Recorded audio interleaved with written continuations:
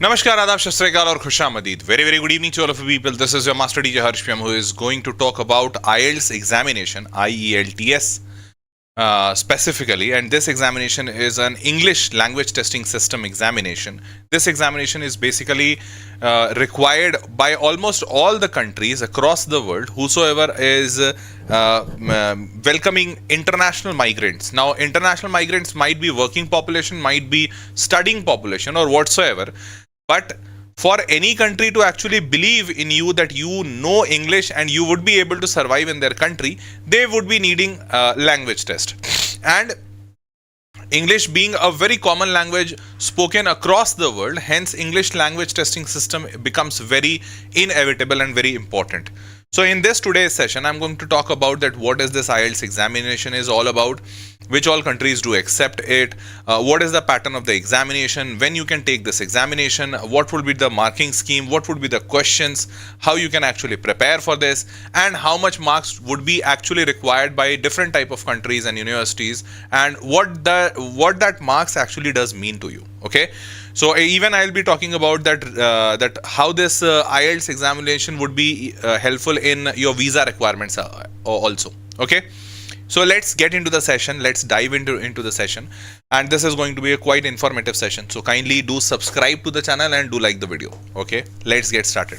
So first of all, if you have not subscribed to the channel, kindly subscribe it. Here we go. First of all, the video credit goes to this girl, Proton girl. Now this girl says that, sir, make a video explaining everything about IELTS, please, sir. This session was very much nice and informative. Thank you, sir. So she was talking about the previous session. Now, many students were asking for this session. So here we go. First of all, what is IELTS? So IELTS is basically International English Language Testing System. Okay, this is the full form of IELTS. It is a globally recognized English language testing system, being dependent, like almost all countries do accept this and they have a trust on this testing system. Required for university admission, visa application, employment in English speaking countries, and all such stuff. First of all, there are two types of IELTS examination. Okay, first is IELTS academics and the next is IELTS general training. So IELTS academic is basically required by university, student visas and all such, where you actually need to get into academics part. On the other hand, IELTS general training is the IELTS examination which is required by those people who are actually going to apply for some job or some type of tourist kind of thing, something of that sort, where they need not that much great English but only English level of communicating. So that is IELTS general training. Okay, now moving forward, this IELTS is basically conducted by IDP Education Limited. This is online and offline process. You can take this examination either online or offline, both is available. The price for this examination, the examination fees is 17,000 Indian National Rupees, and then score range is 1 to 9. So in this examination, you can score anything between 1 to 9. Okay. Now moving forward, this test format, so basically it has got 4 sections: listening, reading, writing and speaking. 4 sections. Now you can take this examination listening, reading and writing on one day, and if you wish you can take this speaking examination on another day. Although otherwise, if you wish to take all the 4 sections on the same day also, that is also very much possible. Listening, reading, writing and speaking. Although here it is mandatory for you to actually take the test of these 3 sections together in one day, one go. You can't break that. You can take listening and reading today and then writing tomorrow, or you can take listening today and reading, writing tomorrow. You can't do that. You need to take the examination of these 3 in one block, and then you can break it if you need. You can break speaking in another block, or if you don't need that, you can take all the test examination in the same day. Fine. Now moving forward, the time allowed for this breaking is 7 days. So this first block, you can take this examination first block. Now from here, within 7 days, you have to take the examination of speaking, or vice versa. You can take the speaking first and then within 7 days, you need to take the remaining 3. That is how it works. Now moving forward, the test pattern is this IELTS examination, the recordings. So this is for listening. Yeah. Now here in listening, there would be 4 recordings provided to you in your examination. You need to listen to these 4 recordings In this 4 recordings, the total time for this listening examination would be 40 minutes. Within that 40 minutes, you have to listen to this 4 recordings. Then you have to answer 40 questions. Okay. Format will be that 10 questions would be asked from every section. There would be 4 sections and 10 questions each section. So that is how this examination is going to be. 4 recordings would be there. You need to listen to that recording, and then you need to answer 40 questions in 40 minutes. Fine. I hope you understood that. Now, module is spoken English and multiple choice. Multiple choice questions are there, short answer questions are there, and then complete task based on the recordings. So these 3 format would be there. Now moving forward, and also spoken English in various accents and contexts would be there in the recordings. So you need to identify that. Now moving forward, next is reading. Now in this reading, what happens? There would be 3 passages given to you.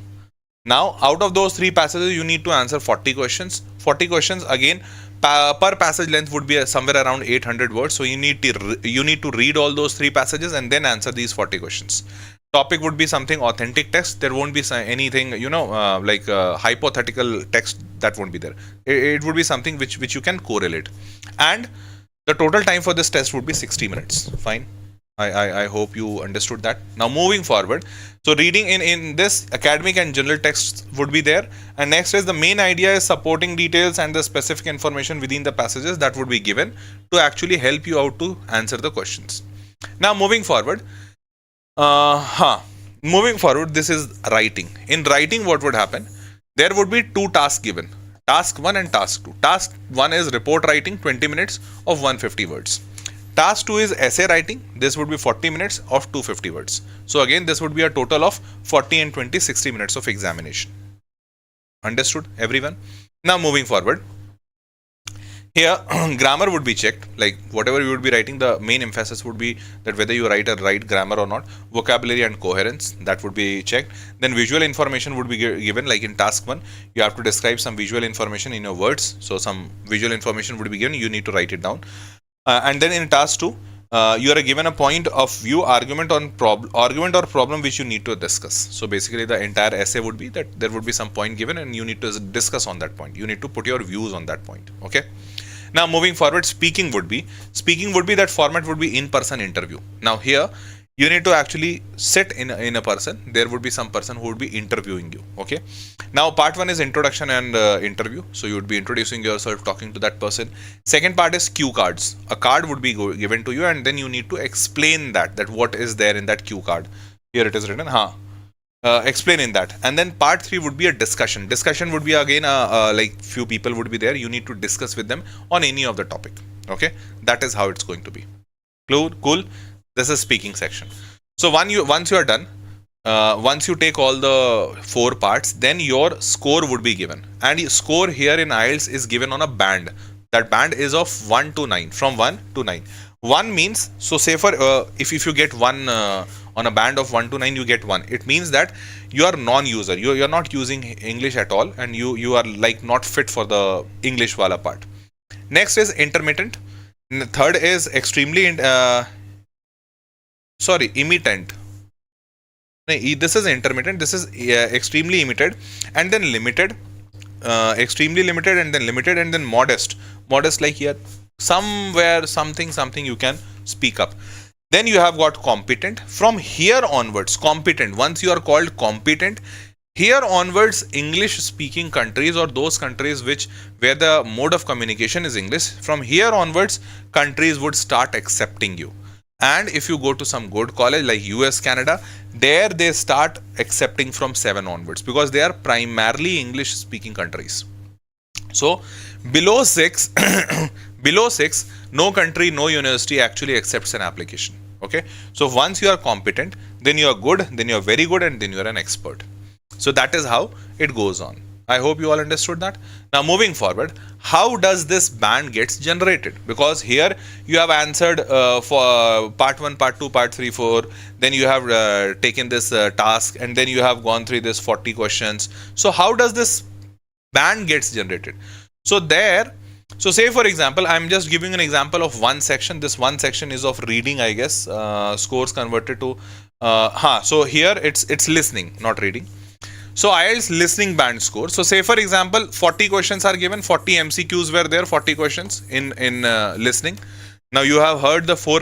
If you got 39 to 40 questions right, either 39 or 40, you got those many questions right, then you would be called a 9 score band. You will score a 9 score band in listening. Okay.